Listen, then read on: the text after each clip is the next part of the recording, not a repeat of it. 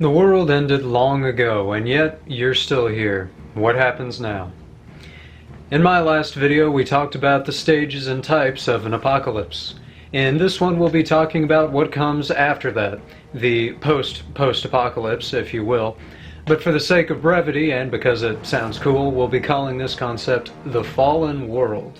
Fallen worlds have been becoming ever more popular as time goes on. The two newest Zelda games are some of the most prominent, as an example. And it's common in many fantasy worlds for there to be long-forgotten treasures of the past, but those ruins are often relegated to far-off mountains or the depths of caves.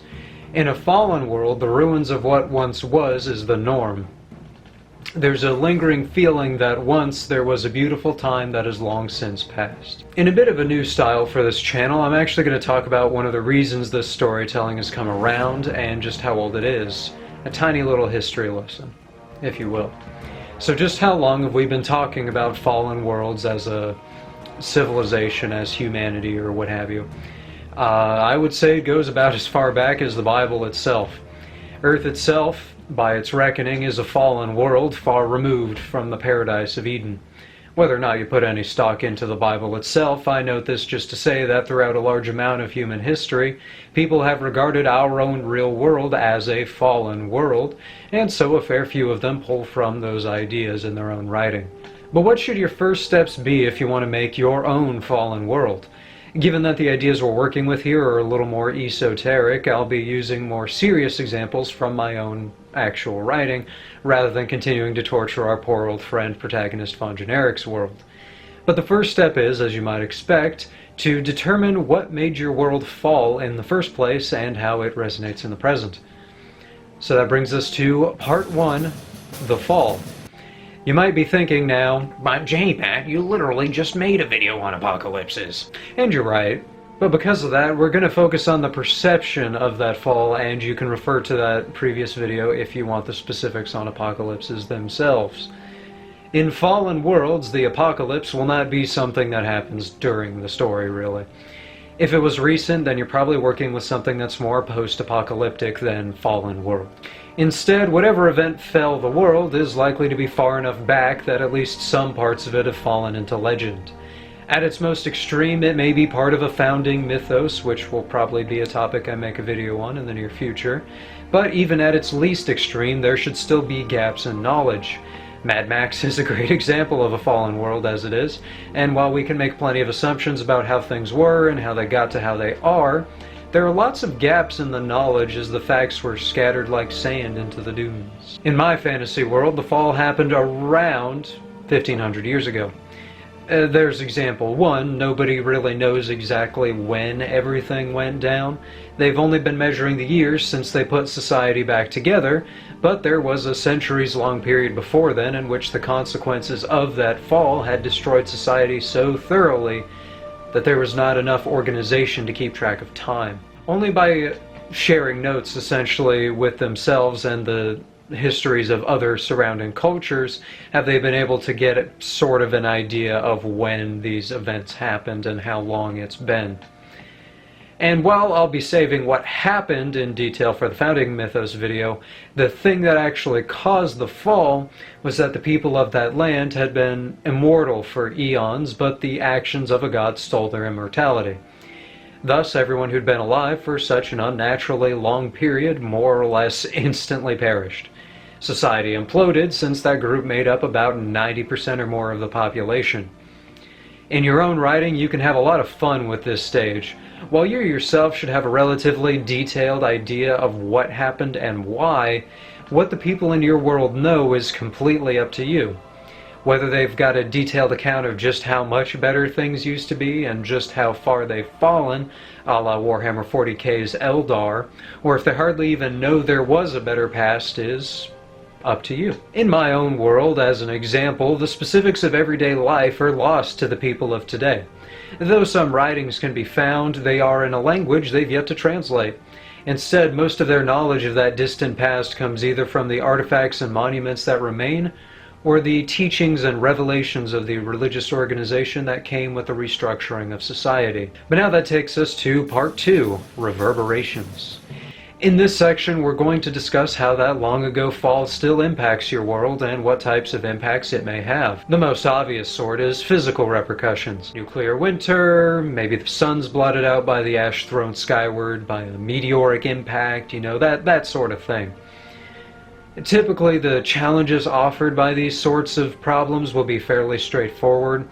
The world will be more dangerous to navigate, so more care must be taken in the navigating. People might make a living compensating for the challenges offered in such conditions. In a flooded world, you'd probably have quite a few more sailors. Where things get a little more dynamic is in the mental and cultural reverberations.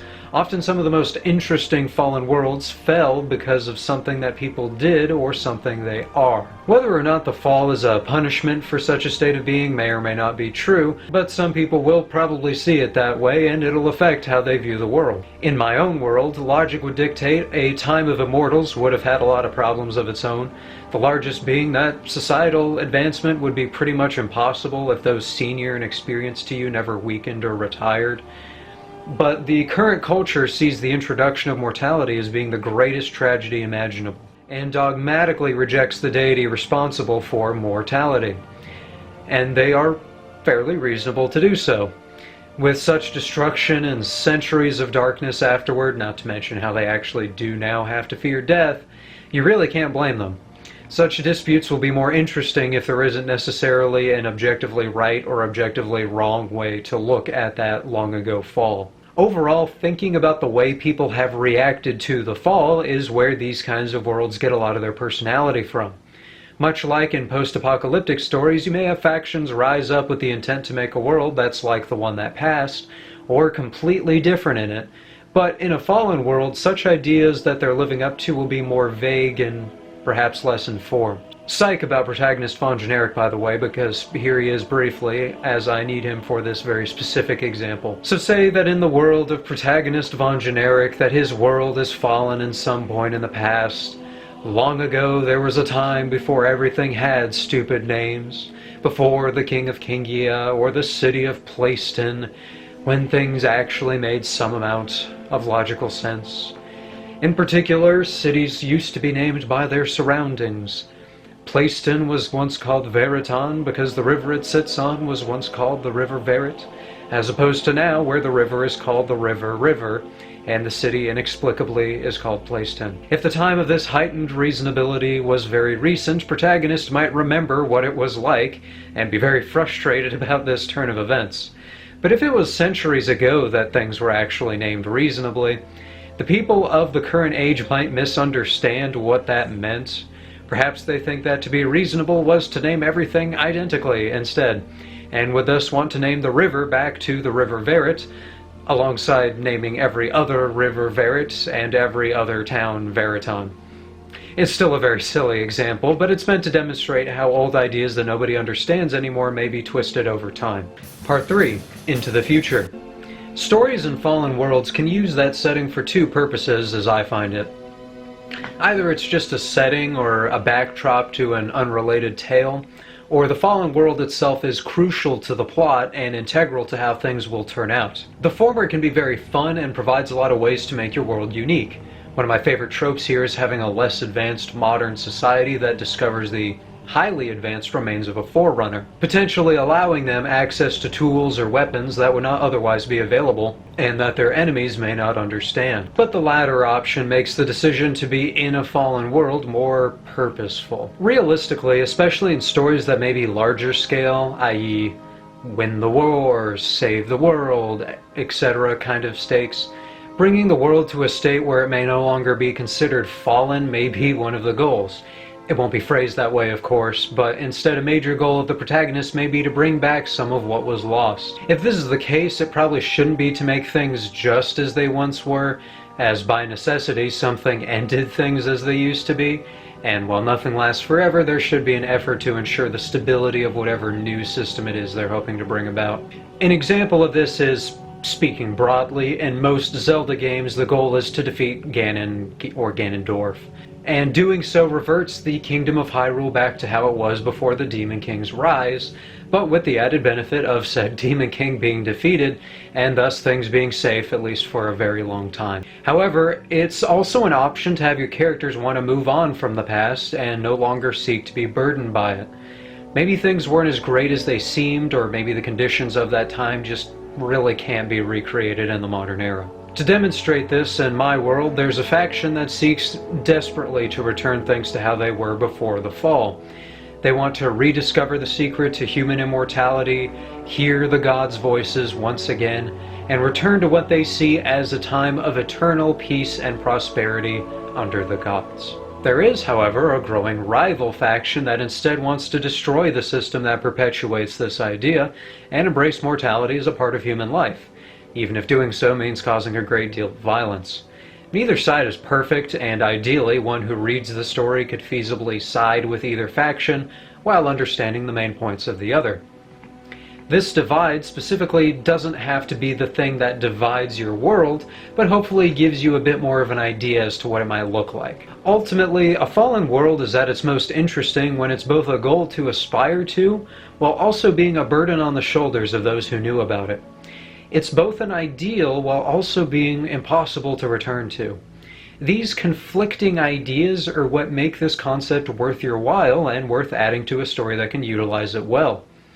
So thank you so much for watching this video. I hope you liked my bringing in of some details on my main world in this video. While I love protagonist Von Generic and will continue to use him, sometimes getting a little more real and talking about how I actually do things seems like it could be helpful. Anyway, please consider liking and subscribing, and thank you for taking a chance on a small channel. And remember, when a random garden snake starts talking and asking you to eat some fruit, you probably shouldn't listen.